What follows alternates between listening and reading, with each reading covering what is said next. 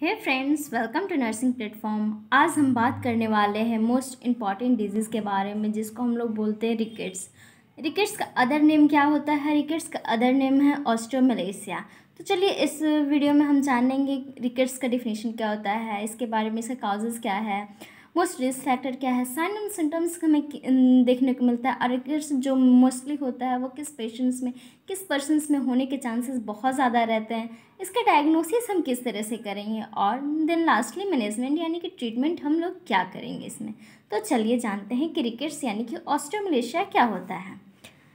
It refer to a marked softening of our bone most often caused by a severe vitamin D deficiency the soft and bone children and the young adults। जब भी हमारा जो bone होता है क्या mostly क्या होने लगता है, वो सॉफ्ट होने लगता है। और ज़्यादातर किस वजह से होता है? जब हमारा विटामिन डी की डिफिशियंसी रहेगी बॉडी में, उसके वजह से क्या होगा, सॉफ्ट होने लगेगा बोन को। और ये ज़्यादातर एडल्ट पर्सन्स में भी हो सकते हैं, बच्चों में भी हो सकते हैं, विटामिन डी की कमी की वजह से। नेक्स्ट पॉइंट जानते हैं। It can lead to during growth is basically in weight bearing of the legs.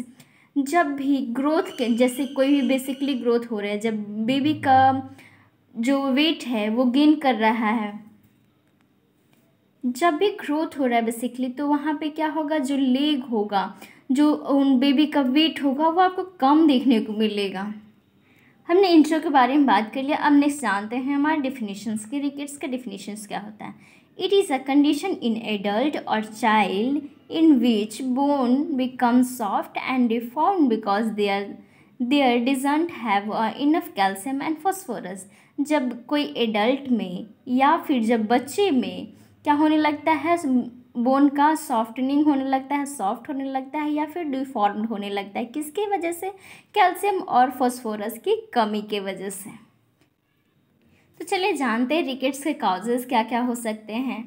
Insufficient sunlight exposure is specially in dark skin और सब्जेक्ट। जब हमारा जो सन एक्सपोजर है वो इनसफिशिएंट यानी कि कम होने लगता है, जितना स्पेशली होनी चाहिए उतना नहीं हो पाता है, जो हमारा स्किन का कलर है डार्क है, उसके वजह से ये काजेज़ कर सकते हैं। Insufficient nutrition, quantity of faulty metabolism of vitamin D and phosphorus. Nutrition का डिफिशियंसी होने लगेगा, जितना न्यूट्रिशन आपको चाहिए उतना आप नहीं ले पा रहे हैं। और क्या होने लगेगा, विटामिन डी का फॉल्टी मेटाबॉलिज्म होने लगेगा। विटामिन डी और फॉस्फोरस का नॉर्मली जितना मेटाबॉलिज्म होना चाहिए और एब्जॉर्प्शन होना चाहिए उतना आपको नॉर्मली नहीं मिल पा रहे हैं। नेक्स्ट बात करते हैं renal tubular acidosis. Renal tubular acidosis कहने का मतलब too many proton in blood. जब हमारे ब्लड में प्रोटॉन का मात्रा बहुत ज़्यादा हाई हो जाता है, तब उसमें जो रीनल है वो यानी कि किडनी है, मोस्टली ज़्यादातर फंक्शनिंग नहीं कर पा रही है, उसकी वजह से हो सकता है। माल न्यूट्रिशन ड्यूरिंग प्रेगनेंसी। जब प्रेगनेंसी में आपकी माँ है, कोई भी प्रेग्नेंट लेडी है, अगर माल नरिश रह गई तो ये चांसेस आपको देखने को मिल सकता है बेबी में। माल एब्जॉर्प्शन सिंड्रोम। जब आपको माल एब्जॉर्प्शन सिंड्रोम अगर सिम्टम्स दिख रहे हैं या फिर माल एब्जॉर्प्शन सिंड्रोम हो चुके हैं, उसकी वजह से भी आपको रिकेट्स हो सकता है। Chronic renal failure. जब रीनल फेलियर रहेगा, क्रोनिक रीनल फेलियर रहेगा, तब आपको देखने को मिलेगा। अब नेक्स्ट बात करते हैं हमारा पैथोलॉजी के बारे में, पैथोफिजियोलॉजी के। ये जो वर्क होता है रिकेट्स का, वो किस तरह से हम देखने को मिल सकते हैं, मैकेनिज्म क्या है मोस्टली। तो देखते हैं इनसफिशिएंट विटामिन डी इनटेक। आप जो इनसफिशिएंट विटामिन डी ले रहे हैं, उसमें विटामिन डी ले रहे हैं, उसमें आपको इनसफिशिएंट की कमी देखने को मिलेगा। Interfere with a normal mineralization of bone. Interfere हो रहा है यानी कि जो भी नॉर्मल मिनरलाइजेशन मिनरल्स ले रहे हैं बोन के लिए, वो इंटरफेयर हो रहा है यानी कि प्रॉपर नहीं मिल रहा है। फेलियर और इनसफिशिएंट कैल्सिफिकेशंस ऑफ बोन। जो बोन का कैल्सिफिकेशन हो रहा है उसमें भी आपको इनसफिशिएंट देखने को मिल रहा है या फिर फेलियर ही हो रहा है। Bone of softening. और उसके बाद क्या होता है, धीरे धीरे आपका जो बोन होता है वो खोखला होना स्टार्ट होता है, बोन होता है वो हार्ड की जगह सॉफ्ट होना स्टार्ट होता है। और इस कंडीशन में जो पेशेंट होते हैं उनके फ्रैक्चर के चांसेस बहुत ज़्यादा हाई रिस्क हो जाते हैं।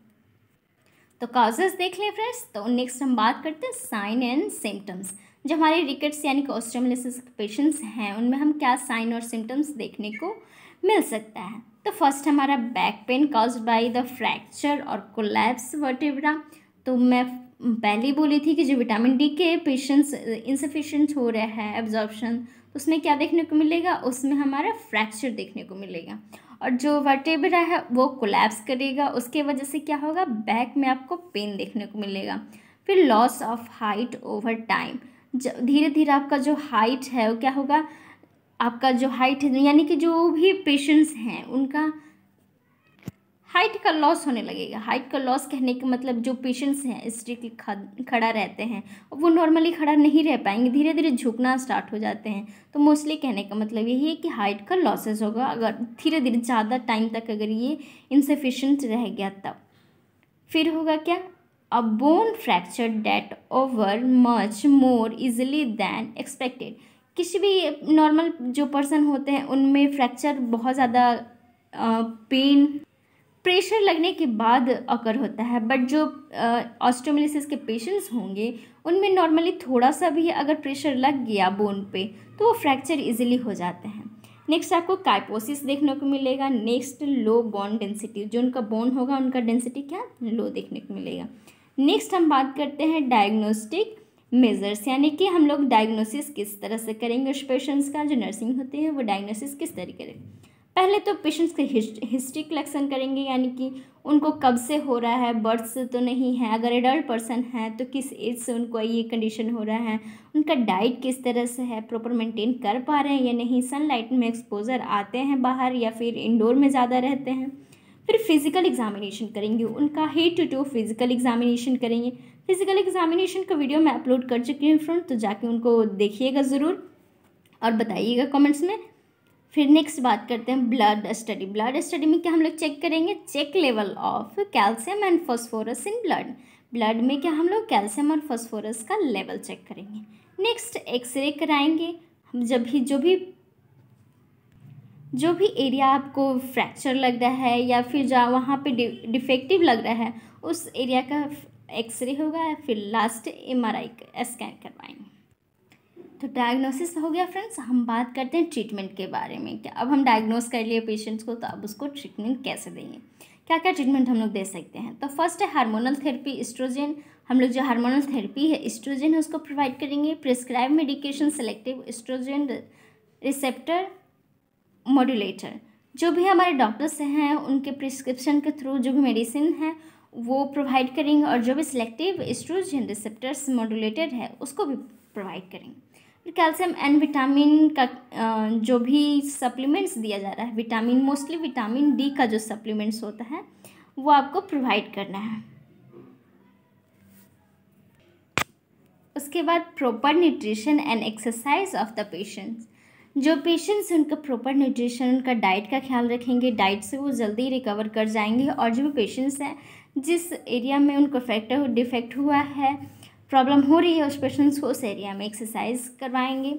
एस्ट्रोजन एंड बोन प्रोटेक्शन, जो भी एस्ट्रोजन का थेरेपी हो रहा है, जो एस्ट्रोजन हार्मोन है और उसका जो बोन है उन दोनों का प्रोटेक्शंस करेंगे, देखेंगे ज़्यादा लॉसेस ना हो। नेक्स्ट बात करते हैं prevention. Prevention better than cure. जब भी हमारा डिजीज़ होने रहता है उससे अच्छा है कि हम उसको पहले से ही प्रिवेंट करें, बचाव करें, और उसके बारे में नॉलेज जानेंगे तभी तो हम प्रिवेंट कर पाएंगे। तो चलिए हम जानते हैं इसके बारे में कि हम लोग प्रिवेंशन क्या क्या कर सकते हैं रिकेट्स के पेशेंट्स में। Do exercise such as walking, running, skipping rope, jogging regularly. जब भी हम एक्सरसाइज करेंगे, वॉकिंग करेंगे, रनिंग करेंगे, स्कीपिंग करेंगे, रोपिंग करेंगे या फिर जॉगिंग करेंगे रेगुलरली, तो जो बोन का डेंसिटी होता है वो मेंटेन रहता है। Add soya in diet, plant oestrogen found in soya help to maintain bone density and the reduce the risk of fracture. जो सोया होता है, जो सोयाबीन होता है या फिर जो सोया का जो बीन्स होता है, बीज होता है, उसको हम डाइट में इंक्लूड करेंगे जिससे हमें एस्ट्रोजन मिलेगा। और सोया क्या हेल्प कर सकता है, बोन डेंसिटी को मेंटेन करने में हेल्प करता है, और जो फ्रैक्चर का कंडीशन होता है उसका रिस्क होता है उसको रिड्यूस करता है, कम करता है। नेक्स्ट बात करते हैं avoid smoking, it can reduce level of oestrogen and increase bone losses. जो अगर हम स्मोकिंग अवॉइड कर रहे हैं तो क्या हमारा क्या होगा, जो भी एस्ट्रोजन का लेवल है उसको क्या करेगा, रिड्यूस करेगा एंड इंक्रीज बोन लॉसेस। अगर हम स्मोकिंग करेंगे तो ये ज़्यादा चांसेस देखने को मिल सकता है। तो इस वीडियो में जाने फ्रेंड्स रिकेट्स के बारे में, ऑस्टियोमाइलिसिस के बारे में होल इन्फॉर्मेशन जाने। तो आपको ये वीडियो कैसा लगा फ्रेंड्स बताइए कमेंट में ज़रूर, और कोई डाउट हो रहा है तो कमेंट में लिखिएगा। देन इस वीडियो को लाइक कीजिएगा, चैनल को सब्सक्राइब कीजिएगा। थैंक यू सो मच, मिलते हैं नेक्स्ट वीडियो में, बाय बाय।